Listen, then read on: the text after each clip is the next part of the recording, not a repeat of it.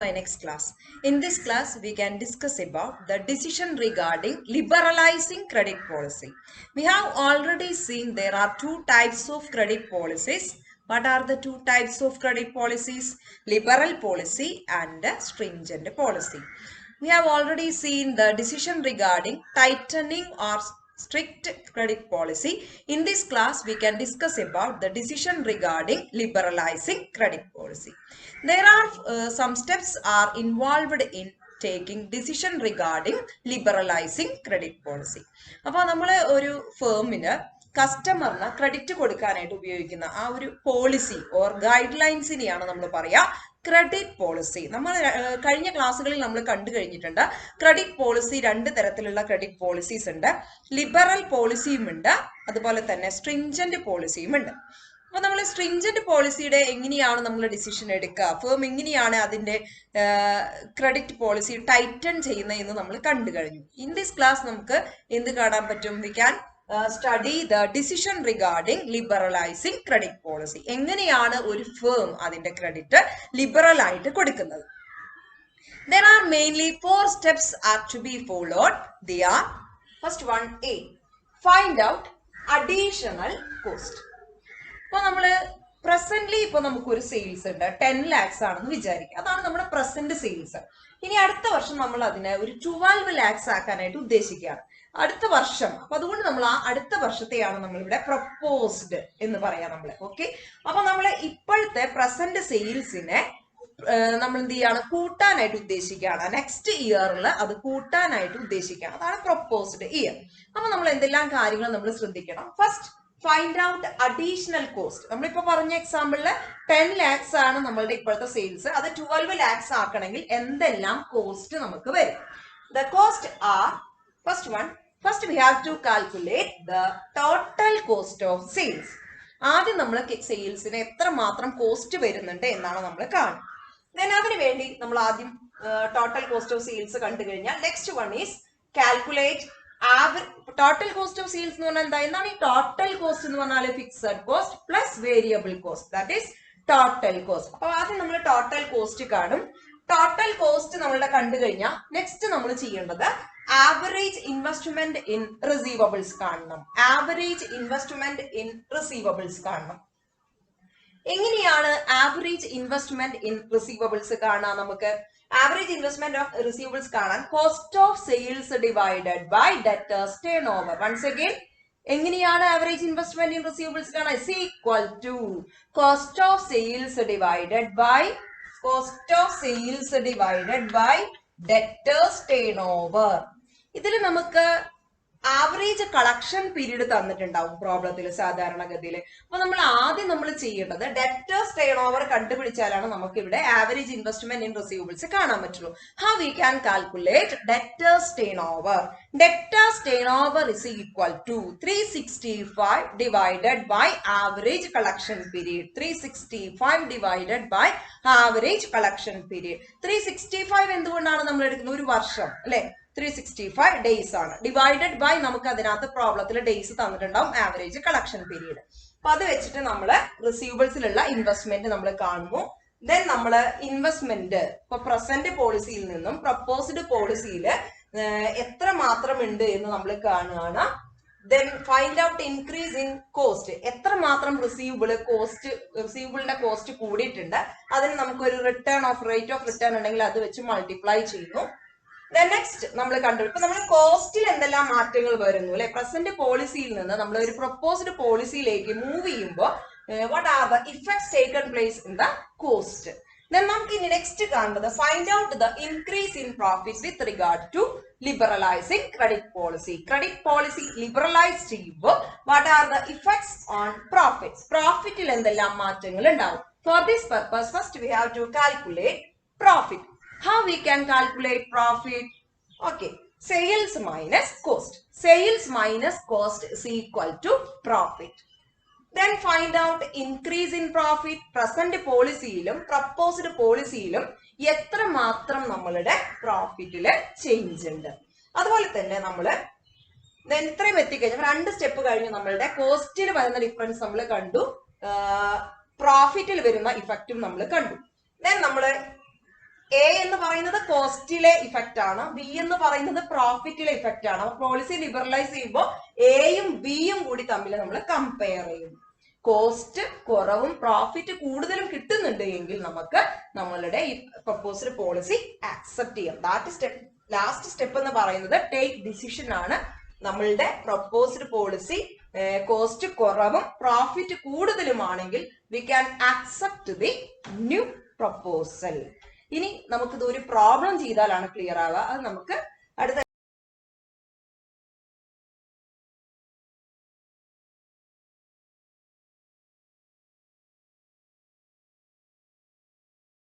Next ആയിട്ടൊരു problem ആണ് ചെയ്യാനുള്ളത്. XY Limited is considering of liberalizing its present credit policy. The company has current annual sales of rupees 2 lakh and it is expected that implementation of the proposed credit policy would increase the annual sales to rupees 3 lakh. But XY Limited അതിന്റെ credit policy liberalise ചെയ്യാനായിട്ട് പോവാണ്. Presently അതിന്റെ sales 2 lakhs ആണ്. ഇവിടെ ഒന്ന് റഫായിട്ട് എഴുതി വെക്കാം. Present sales 2 lakhs ആണ്. അത് അടുത്ത വർഷം അത് എത്രയാക്കി മാറ്റാൻ പോകുന്നു? സെയിൽസ് പ്രപ്പോസ്ഡ് സെയിൽസ് എത്രയാണ് അവർ ഉദ്ദേശിക്കുന്നത്? 3 lakhs ആണ്. ഓക്കെ, 3 lakhs ആണ്. ദെൻ നമ്മളോട് പറയുന്നു average age of account receivable എന്ന് പറഞ്ഞാൽ എന്താണ്? ആവറേജ് കളക്ഷൻ പീരീഡ് ആണ്. ആവറേജ് കളക്ഷൻ പീരീഡ് പ്രസന്റില് എത്രയാണ്? ആവറേജ് കളക്ഷൻ പീരീഡ് പ്രസന്റില് 15 days ആണ്. 15 days. പ്രപ്പോസ്ഡ് പോളിസിയിൽ എത്രയാണ് ആവറേജ് കളക്ഷൻ പീരീഡ്? 30 days ആണ് അല്ലെ? 30 days ആണ്. ദെൻ നമ്മളോട് പറയുന്നു the selling price of a disc is rupees 20. Selling price of a disc is rupees 20. 20 രൂപയാണ് ഒരു ഡിസ്കിന്റെ സെല്ലിംഗ് പ്രൈസ്. ദെൻ നമ്മളോട് നെക്സ്റ്റ് പറയുന്നത് വേരിയബിൾ കോസ്റ്റ് ആണ്. rupees 5. Variable cost rupees 5 per unit. Then on the volume of 10,000 unit അല്ലെ, 10,000 disk produce ചെയ്യാൻ, 10,000 unit produce ചെയ്യാൻ നമുക്ക് വരുന്ന ആവറേജ് കോസ്റ്റ് 8 ആണ്. ഇവിടെ ടോട്ടൽ കോസ്റ്റ് തരാത്തതുകൊണ്ട് നമുക്ക് ആവറേജ് കോസ്റ്റ് ആണ് തന്നിരിക്കുന്നത്. 8 ആണ് നമുക്ക് തന്നിരിക്കുന്നത്. നമ്പർ ഓഫ് യൂണിറ്റ്സ് നമുക്ക് തന്നിരിക്കുന്നത് പ്രസന്റ്ലി അവര് പ്രൊഡ്യൂസ് ചെയ്യുന്നത് 10,000 യൂണിറ്റ് ആണ്. 10,000 യൂണിറ്റ് ആണ്. ഇത്രയും കാര്യങ്ങളാണ് നമുക്ക് തന്നിരിക്കുന്നത്. ഇവിടെ ഒരു വർഷത്തില് 360 days ആണെന്ന് അസ്യൂം ചെയ്യാൻ പറയുന്നത് കൊണ്ട് നമ്മൾ 360 days തന്നെ എടുക്കണം. ദെൻ ഈ പ്രപ്പോസ്ഡ് പോളിസി നമുക്ക് ഇംപ്ലിമെന്റ് ചെയ്യാൻ പറ്റുമോ ഇല്ലയോ എന്നുള്ളതാണ് നമ്മളുടെ ക്വസ്റ്റ്യൻ. റേറ്റ് ഓഫ് റിട്ടേൺ തന്നിരിക്കുന്നത് 18% ആണ്. റേറ്റ് ഓഫ് റിട്ടേൺ തന്നിരിക്കുന്നത് 18% ആണ്. We have already discussed the steps to be followed for calculating or take decision regarding liberalized policy. നമ്മൾ ഫസ്റ്റ് സ്റ്റെപ്പിൽ നമ്മൾ എന്താണ് പഠിച്ചത്? ആദ്യം തന്നെ നമ്മൾ എന്താ കാൽക്കുലേറ്റ് ചെയ്യേണ്ടത്? കാൽക്കുലേഷൻ ഓഫ് അഡീഷണൽ കോസ്റ്റ് അല്ലെ. ആദ്യം നമ്മൾ കോസ്റ്റ് ആണ് കാൽക്കുലേറ്റ് ചെയ്യുന്നത്. അപ്പൊ നമുക്ക് ഒരു ബേസ് ആയിട്ട് നമുക്ക് നമ്പർ ഓഫ് യൂണിറ്റ്സ് എഴുതാം. അപ്പൊ number of units present number of units എന്നാൽ ഇപ്പൊ കമ്പനി സെയിൽ ചെയ്തത് 10,000 യൂണിറ്റ് ആണ്. എന്നാൽ അടുത്ത വർഷത്തില് അതിന്റെ സെയിൽസ് എത്രയാകുമെന്ന് പറയുന്നു? 3 lakhs ആകുമെന്ന് പറയുന്നു. 3 lakhs സെയിൽസ് വരണമെങ്കിൽ അത് എത്ര യൂണിറ്റ് സെയിൽ ചെയ്താലാണ് 3 lakhs സെയിൽസ് നമുക്ക് കിട്ടുക? അപ്പൊ നമ്മൾ പ്രപ്പോസ്ഡ് യൂണിറ്റ് നമ്മൾ കാൽക്കുലേറ്റ് ചെയ്യണം. എത്ര വിൽക്കുമ്പോഴാണ് നമ്മളുടെ സെല്ലിംഗ് പ്രൈസ് 3 lakhs കിട്ടുക? അപ്പൊ നമ്മൾ എങ്ങനെയാണ് കാൽക്കുലേറ്റ് ചെയ്യുക? 10,000 ആണ് ഇപ്പോഴത്തെ നമ്മളുടെ യൂണിറ്റ് അല്ലെ. 10,000 ആണ് ഇപ്പൊ കമ്പനി പ്രൊഡ്യൂസ് ചെയ്യുന്ന ഡിസ്കുകൾ. 10,000 ഡിസ്കുകൾ അല്ലെങ്കിൽ നമ്പർ ഓഫ് യൂണിറ്റ്സ് 10,000 ആണ്. അപ്പൊ നമുക്ക് പ്രപ്പോസ്ഡ് കാണണമെങ്കിൽ 3 ലക്ഷം രൂപ നമുക്ക് സെയിൽസ് കിട്ടണമെങ്കിൽ 10,000 ഇൻറ്റു 3 lakh അല്ലെ. നമ്മൾ പ്രപ്പോസ്ഡ് സെയിൽസ് എത്രയാണ്? 3 lakh ആണ്. ഡിവൈഡഡ് ബൈ 2 lakh ആണ് പ്രസന്റ് സെയിൽസ്. ഓക്കെ, അപ്പൊ നമുക്ക് 15,000 കിട്ടും. അപ്പൊ കമ്പനി 15,000 പ്രോഡക്റ്റ് അല്ലെങ്കിൽ യൂണിറ്റ് വിറ്റാലാണ് അതിന് സെല്ലിംഗ് പ്രൈസ് 3 lakhs കിട്ടാം. അപ്പൊ നമ്മളുടെ പ്രപ്പോസ്ഡ് പോളിസിയിലെ യൂണിറ്റ് എത്രയാണ്? 15,000. ദെൻ നെക്സ്റ്റ് ഇനി നമ്മൾ കാണേണ്ടത് കോസ്റ്റ് കാണണം അല്ലെ. നമുക്ക് അടുത്തായിട്ട് നമ്മൾ ആദ്യം റിഡക്ഷൻ ഇൻക്രീസ് ഇൻ കോസ്റ്റ് അല്ലേ നമുക്ക് കാണണ്ടേ. അപ്പൊ ആദ്യം നമുക്ക് എഴുതി വെക്കാം കോസ്റ്റ് എന്ന് പറഞ്ഞാൽ രണ്ട് തരം കോസ്റ്റ് ഉണ്ട് ഇവിടെ നമുക്ക്. പക്ഷേ ഫിക്സഡ് കോസ്റ്റ് നമുക്ക് തന്നിട്ടില്ല. പക്ഷെ നമുക്ക് എന്താ തന്നിരിക്കണേ? വേരിയബിൾ കോസ്റ്റും ആവറേജ് കോസ്റ്റും തന്നിട്ടുണ്ട്. അപ്പോ നമുക്കറിയാം ടോട്ടൽ കോസ്റ്റ് അല്ലെങ്കിൽ ആവറേജ് കോസ്റ്റ് എന്ന് പറയുന്നത് fixed cost plus variable cost ആണ് അല്ലെ. Fixed cost plus variable cost. ഇവിടെ നമുക്ക് ഏതൊക്കെ അറിയാം? വേരിയബിൾ കോസ്റ്റും അറിയാം, ആവറേജ് കോസ്റ്റും അറിയാം. ആവറേജ് കോസ്റ്റ് നമുക്ക് ടി സി തന്നിട്ടില്ല, ടോട്ടൽ കോസ്റ്റ് തന്നിട്ടില്ലെങ്കിൽ ആവറേജ് കോസ്റ്റ് ആണ് നമ്മൾ എടുക്കുക. സോ ഈ ഒരു ഇതിൽ നമുക്ക് ഫിക്സഡ് കോസ്റ്റ് കണ്ടൂടെ? Fixed cost is equal to total cost എത്രയാണ്? 8 മൈനസ് വേരിയബിൾ കോസ്റ്റ് എത്രയാണ്? 5. then fixed cost is equal to 3 per unit. യൂണിറ്റിന് 3 ആണ്. അപ്പൊ നമുക്ക് ആദ്യം ഫിക്സഡ് കോസ്റ്റ് കാണാം. എഴുതി വെക്കാം നമുക്ക്. ഫിക്സഡ് കോസ്റ്റ് എങ്ങനെയാ കാണാം? 10,000 ഇൻറ്റു 10,000 യൂണിറ്റ് ആണ് പ്രൊഡ്യൂസ് ചെയ്യുന്ന into 3. Fixed cost per unit 3 ആണ്. സോ ഫിക്സഡ് കോസ്റ്റ് നമുക്ക് വരുന്നത് 30,000 ആണ്. 30,000. പ്രപ്പോസ്ഡ് പോളിസിയിൽ എത്രയാണ് ഫിക്സഡ് കോസ്റ്റ് വരിക? 15,000 ഇൻറ്റു 3 ആണോ വരിക? 10,000 ഇൻറ്റു 3 ആണോ വരിക? ഏതാ വരിക നമുക്ക്? 10,000 ഇൻറ്റു 3. എന്തുകൊണ്ടാണ് നമുക്ക് വീണ്ടും എന്തുകൊണ്ട് നമ്മൾ 15,000 ഇൻറ്റു 3 മൾട്ടിപ്ലൈ ചെയ്യുന്നില്ല? എന്തുകൊണ്ടാണ്? കാരണം fixed cost remains constant up to every level of production അല്ലെ. നമ്മൾ എത്ര പ്രൊഡ്യൂസ് ചെയ്താലും ഫിക്സഡ് കോസ്റ്റിൽ മാറ്റങ്ങൾ വരുന്നില്ല. അപ്പൊ fixed cost would be the same 30,000. Fixed കോസ്റ്റില് മാറ്റം ഉണ്ടാവില്ല. 10,000 യൂണിറ്റ് പ്രൊഡ്യൂസ് ചെയ്താലും 15,000 യൂണിറ്റ് പ്രൊഡ്യൂസ് ചെയ്താലും ഒരു മാറ്റവും ഉണ്ടാവില്ല. നെക്സ്റ്റ് നമുക്ക് കാൽക്കുലേറ്റ് ചെയ്യേണ്ടത് variable cost. Variable cost vary according to the volume of production. അപ്പൊ വേരിയബിൾ കോസ്റ്റ് എത്രയാണ് നമുക്കിവിടെ കിട്ടിയിരിക്കുന്നത്? 5 ആണ് അല്ലെ. അപ്പൊ നമ്മൾ എന്ത് ചെയ്യാം? 10,000 ഇൻറ്റു 5 എത്രയാണ്? 50,000 ആണ്. പ്രപ്പോസ്ഡ് പോളിസിയിൽ വേരി ചെയ്യും അല്ലെ. 15,000 ഇൻറ്റു 5 75,000 ആണ്. അപ്പൊ നമുക്ക് ടോട്ടൽ കോസ്റ്റ് കിട്ടി അല്ലെ. Fixed cost plus variable cost that is equal to total cost. അപ്പൊ നെക്സ്റ്റ് നമുക്ക് പേര് കൊടുക്കാം total cost of sales. Total cost of sales fixed കോസ്റ്റും വേരിയബിൾ കോസ്റ്റും കൂടി ആഡ് ചെയ്യാം നമുക്ക്. 80,000 1,05,000. 80,000 1,05,000. then നമുക്ക് ഇനി നെക്സ്റ്റ് കാണേണ്ടത് എന്താണ്? Average investment in receivable. What is the formula for calculating average investment in receivables? How we can calculate it? എങ്ങനെയാണ് നമുക്ക് കാൽക്കുലേറ്റ് ചെയ്യാൻ പറ്റുക? Cost of sales divided by debtors turnover. പക്ഷെ നമുക്ക് ഡെറ്റേഴ്സ് ടേൺ ഓവർ തന്നിട്ടുണ്ടോ പ്രോബ്ലത്തില്? ഇല്ല. അപ്പൊ ആദ്യം നമ്മൾ എന്ത് ചെയ്യണം? ഡെറ്റേഴ്സ് ടേൺ ഓവർ കാണും. Debtors turnover is equal to 360 ആണ് നമ്മളോട് ഇവിടെ അസ്യൂം ചെയ്യാൻ പറയണത് അല്ലെ. 360 divided by average collection period. 360 divided by average collection period. Present പോളിസിയിൽ എത്രയാണ് വരിക? പ്രസന്റ് പോളിസിയിൽ ആവറേജ് കളക്ഷൻ പീരീഡ് എത്രയാണ്? 15 ആണ് അല്ലെ. അപ്പൊ നമുക്ക് എങ്ങനെ വരാം? 360 ഡിവൈഡഡ് ബൈ 15. അപ്പൊ നമുക്ക് വരുന്നത് 24 ആണ്. 360 ഡിവൈഡഡ് ബൈ 15. പ്രപ്പോസ്ഡ് പോളിസിയിൽ നമ്മൾ എങ്ങനെയാ കാൽക്കുലേറ്റ് ചെയ്യുക? 360 ഡിവൈഡഡ് ബൈ 30. നമുക്ക് വരുന്നത് 12 ആണ്. ഓക്കെ, 12 കിട്ടി. ഇനി നമുക്ക് അടുത്തതായിട്ട് നമുക്ക് കാണാൻ സാധിക്കുക average investment in receivables. Average investment in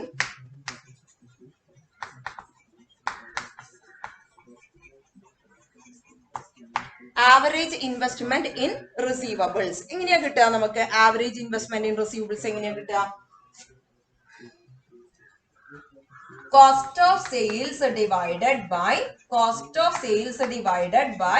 debtors turnover. Cost of sales divided by debtors turn over.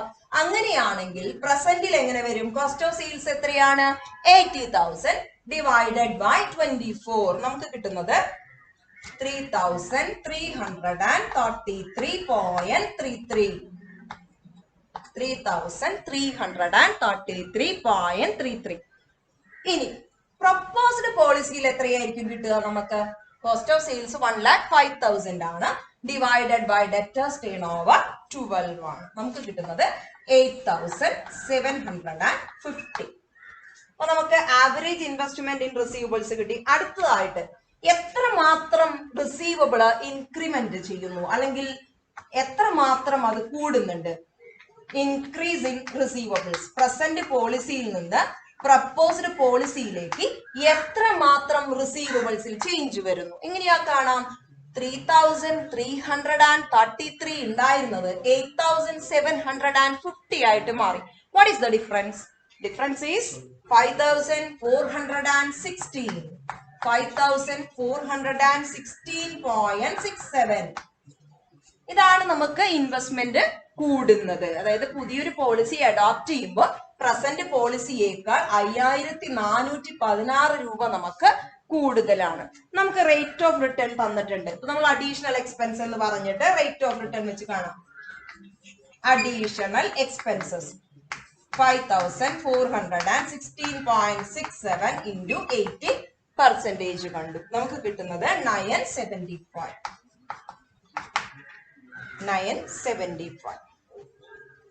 Okay, അപ്പൊ നമ്മളുടെ കോസ്റ്റുമായി ബന്ധപ്പെട്ട ഏരിയ കഴിഞ്ഞു അല്ലെ. നമുക്ക് ബി കൊടുക്കാം. B calculate increase in profit. Calculate increase in profit. എത്രമാത്രം പ്രോഫിറ്റ് പ്രസന്റിനേക്കാൾ പ്രൊപ്പോസഡില് കൂടുന്നു. എങ്ങനെയാണ് കാണാം? പ്രോഫിറ്റ് കാണാനുള്ള ഫോർമുല എന്താണ്? Profit is equal to sales minus cost ആണ്. സെയിൽസ് മൈനസ് കോസ്റ്റ് ആണ്. നമുക്കറിയാം പ്രസന്റ് പോളിസിയില് സെയിൽസ് എത്രയാണ്? 2 lakhs ആണ് അല്ലെ. 2 lakhs minus cost of sales എത്രയാണ്? 80,000 ആണ് പ്രസന്റ് പോളിസിയുടെ കോസ്റ്റ് ഓഫ് സെയിൽസ്. സോ നമുക്ക് കിട്ടുന്നത്, നമുക്ക് വേണമെങ്കിൽ ഇവിടെ എഴുതി വെക്കാം. ആദ്യം നമുക്ക് സെയിൽസും കോസ്റ്റും കൂടെ ഒന്ന് കാണിക്കാം. അപ്പൊ നമ്മുടെ കാൽക്കുലേഷൻ കുറച്ചും കൂടി എളുപ്പമായിരിക്കും. ഫസ്റ്റ് നമുക്ക് സെയിൽസ് കാണിക്കാം. സെയിൽസ് 2 lakhs ആയിരുന്നു. ഇവിടെയാണെങ്കിൽ 3 lakhs ആയിരുന്നു. കോസ്റ്റ് ഓഫ് സെയിൽസ് 80,000 പ്രസന്റ് പോളിസിയില്, 1,05,000 പ്രപ്പോസ്ഡ് പോളിസിയില് അല്ലെ. പ്രപ്പോസ്ഡ് പോളിസിയില്. അപ്പൊ നമുക്ക് ഇത് രണ്ടും തമ്മിലുള്ള ഡിഫറൻസ് അല്ലേ പ്രോഫിറ്റ് വരിക. അപ്പൊ നമുക്ക് എഴുതി വെക്കാം പ്രോഫിറ്റ്. പ്രസന്റ് പോളിസിയില് പ്രോഫിറ്റ് നമുക്ക് കിട്ടുന്നത് 1,20,000 ആണ്. 2 lakhs മൈനസ് 80,000. പ്രപ്പോസ്ഡ് പോളിസിയിൽ നമുക്ക് വരുന്നത് 3 lakh മൈനസ് 1,05,000. That is 1,95,000. അപ്പൊ പ്രസന്റ് പോളിസിയിലെ പ്രോഫിറ്റ് 1,20,000 ആണ്. പ്രപ്പോസ്ഡ് പോളിസിയില് 1,95,000 ആണ്. Then നമുക്ക് അടുത്തത് ഇൻക്രീസ് ഇൻ പ്രോഫിറ്റ്. എത്രമാത്രം പ്രോഫിറ്റ് കൂടുന്നു? Increase in profit. എത്രമാത്രം പ്രോഫിറ്റ് കൂടുന്നു? 75,000. പ്രസന്റ് പോളിസിയില് 1,20,000 ആയിരുന്നു. Proposed policy will bring A profit of rupees 1,95,000. So there is an increase in profit that is 75,000. So നമുക്കിവിടെ യൂണിറ്റ് കൂട്ടുമ്പോൾ നമുക്ക് വരുന്ന കോസ്റ്റ് എന്ന് പറയുന്നത് എത്രയാണ് കൂടുന്നുള്ളൂ? 5,416 ആണ് നമുക്ക് കോസ്റ്റ് വരുന്നുള്ളൂ. പക്ഷെ അത്രയും കോസ്റ്റ് വന്നാലും നമുക്ക് 75,000 പ്രോഫിറ്റ് കൊണ്ടുവരാൻ സാധിക്കുമെങ്കിൽ നമുക്ക് ഡി എഴുതാം അല്ലെ. ഇത് സി ആണ്. കമ്പയർ ചെയ്തു നമ്മളെ പ്രോഫിറ്റും ഇതും കൂടി കമ്പയർ ചെയ്തു. V can accept the proposal. അടുത്ത വർഷം നമുക്ക് വേണമെങ്കിൽ 10,000 യൂണിറ്റ് പ്രൊഡ്യൂസ് ചെയ്യാം. കാരണം അതിന് കോസ്റ്റ് 5,416 രൂപ വരുന്നുള്ളൂ. But it can bring A profit of rupees 75,000. So we can accept the proposal.